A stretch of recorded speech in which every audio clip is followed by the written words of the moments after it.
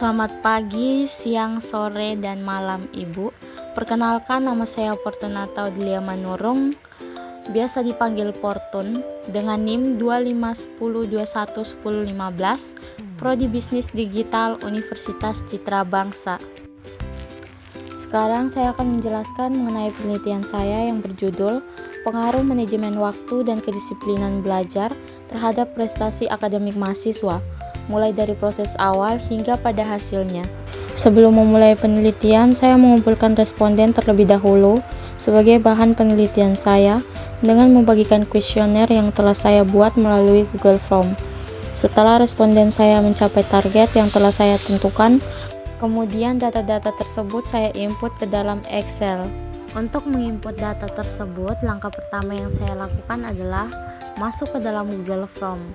Kemudian klik kotak titik-titik di pojok kanan atas. Setelah itu pilih ke bagian formulir, maka kuesionernya akan muncul. Setelah itu klik pada bagian kuesioner tersebut, lalu masuk pada bagian responden. Setelah itu pada bagian responden kita klik pada bagian spreadsheet yang berwarna hijau. Setelah kita mengklik spreadsheet tersebut, data kita akan muncul. Kita pilih file yang berada di pojok kiri atas, lalu pilih download. Setelah itu kita pilih yang Microsoft Excel. Setelah itu kita klik pada tanda anak panah di pojok kanan atas. Lalu data kita akan otomatis terinput dalam bentuk Excel. Untuk mengubah pernyataan-pernyataan tersebut dapat dilakukan dengan menekan tombol Ctrl H. Kemudian akan muncul kotak yang bertuliskan Find and Replace. Pilih Replace, terus pada bagian Find What itu kita ganti dengan pernyataan kita. Misalnya sangat setuju, kemudian pada bagian Replace with itu kita ganti dengan angka. Misalnya angka 1, terus kita lakukan berulang sesuai dengan pernyataan-pernyataan kita.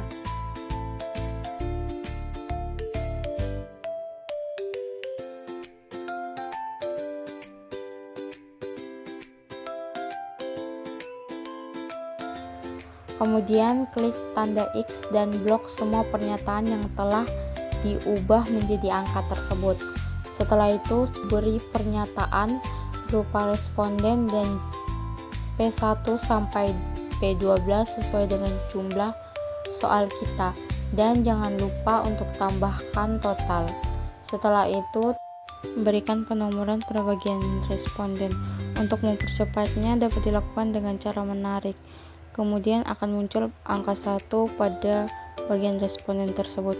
Untuk mengubah angka 1 tersebut, klik kotak yang muncul pada pojok bawah tersebut. Kemudian pilih Fill Series, maka otomatis angka 1 akan berubah sesuai dengan jumlah responden kita. Tempelkan angka yang sudah kita salin tersebut ke sheet itu. Untuk mendapatkan jumlah total dari setiap responden tersebut dapat dilakukan dengan menggunakan rumus sama dengan sum, kemudian buka kurung dan blok semua angka yang akan dijumlahkan pada baris tersebut. Lalu klik enter, maka hasilnya akan muncul. Agar mempercepat, kita bisa langsung menarik dari hasil yang sudah dijumlahkan tersebut sampai mencapai nomor yang sesuai dengan jumlah responden kita. Setelah semua sudah selesai, kita kemudian menyalin data-data tersebut. Buka SSPS, kemudian tempel salinan tersebut pada bagian data view.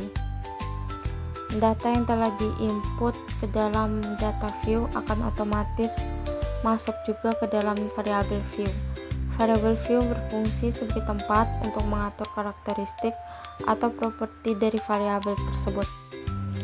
Untuk memberi nama singkat pada variabel, klik pada bagian nama, maka baris nama yang berisi tulisan var 00001 dan seterusnya akan otomatis terblok semuanya. Klik Ctrl F, kemudian akan muncul tabel Find and Replace. Pilih pada bagian Replace, lalu ketikkan var 00 pada bagian Find. dan soal pada bagian replace. Lalu klik replace all, maka akan otomatis berubah menjadi soal. Pada bagian soal yang terakhir, ubah soal tersebut menjadi total. Pada bagian type, pastikan sudah diubah menjadi numerik agar SSPS bisa membaca data tersebut sebagai angka yang siap dihitung oleh rumus statistika, bukan sekedar teks atau tulisan biasa. Pada bagian desimal, ubah angka 2 menjadi 0 agar tampilan angka di SSPS menjadi bulat tanpa koma dan 0 di belakangnya, sehingga data terlihat lebih rapi dan sesuai dengan jenis datanya.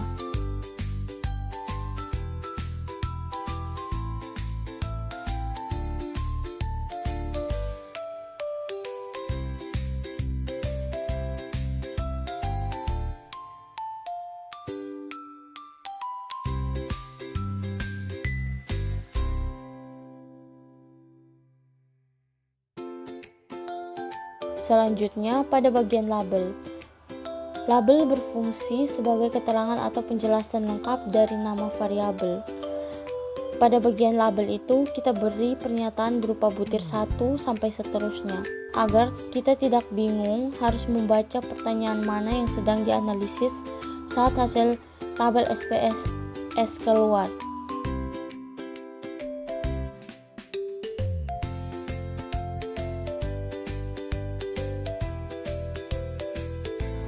Total skor ditaruh di akhir karena angka inilah yang paling penting untuk diuji. Pada bagian measure diubah menjadi scale. Dilakukan agar SPSS mengenali data tersebut sebagai angka nyata yang siap dihitung, rata-rata dan diuji pengaruhnya. Setelah semuanya telah beres, selanjutnya kita akan kembali ke data view, kemudian kita akan melakukan uji validitas.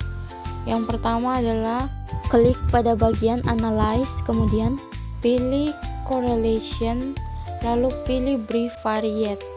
Kemudian pindahkan data dari sebelah kiri dari awal sampai total ke sebelah kanan, lalu klik OK. Kemudian akan muncul hasilnya berupa tabel output correlation.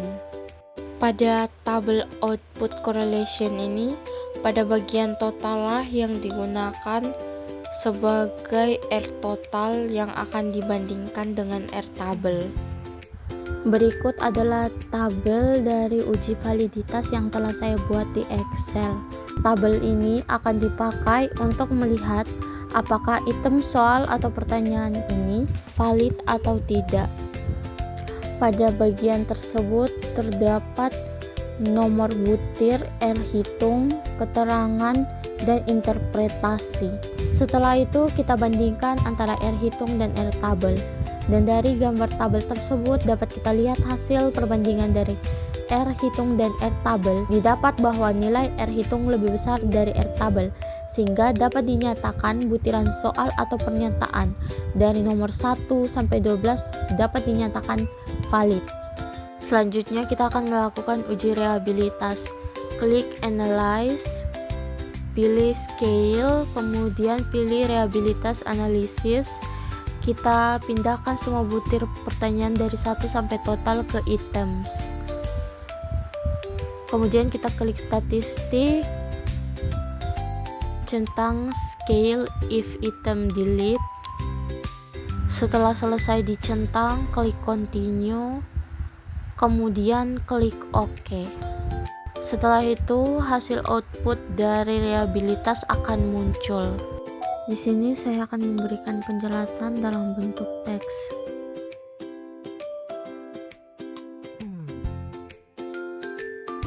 Selanjutnya kita akan menyiapkan data untuk uji asumsi klasik dan regresi linear berganda. Pertama-tama kita masuk kembali ke Excel. Pada datasheet pertama, kita copy lalu salin dan tempel pada sheet kedua. Setelah itu kita buat satu kolom untuk setiap variabel. Masing-masing variabel memiliki 4 soal dengan satu kolom kosong sebagai total dari variabel tersebut yang akan dijumlahkan.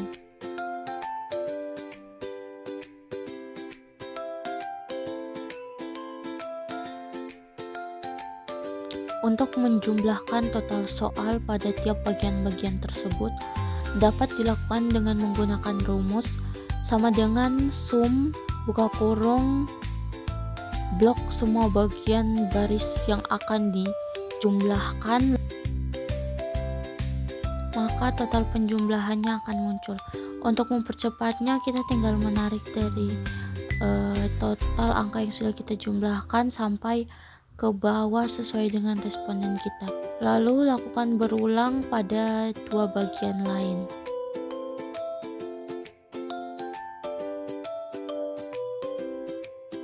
Setelah semua bagian telah selesai dibuat, kemudian kita mengopi bagian ini, kemudian kita membuka aplikasi SPSS lagi dan menempelkan bagian total dari ketiga variabel tersebut ke dalam SPSS pada bagian data view. Setelah semua bagian telah selesai dipindahkan, kita ke bagian variabel view. Kita ubah var 00 menjadi x1, x2, dan x3.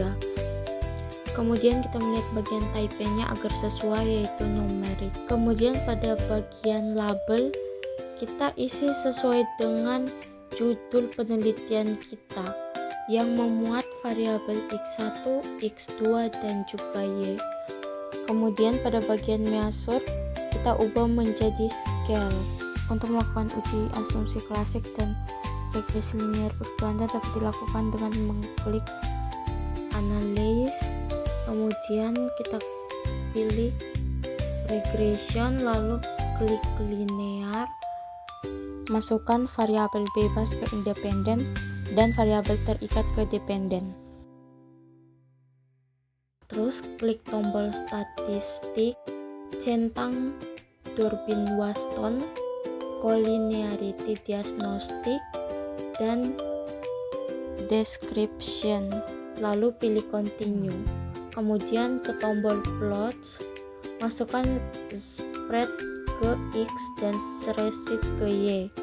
Kemudian centang histogram dan normal probability plot, lalu tekan continue. Masuk ke option, pastikan entry bernilai 0,05. Kemudian klik continue dan klik OK. Maka hasil dari uji asumsi klasik dan regresi linear berganda akan muncul.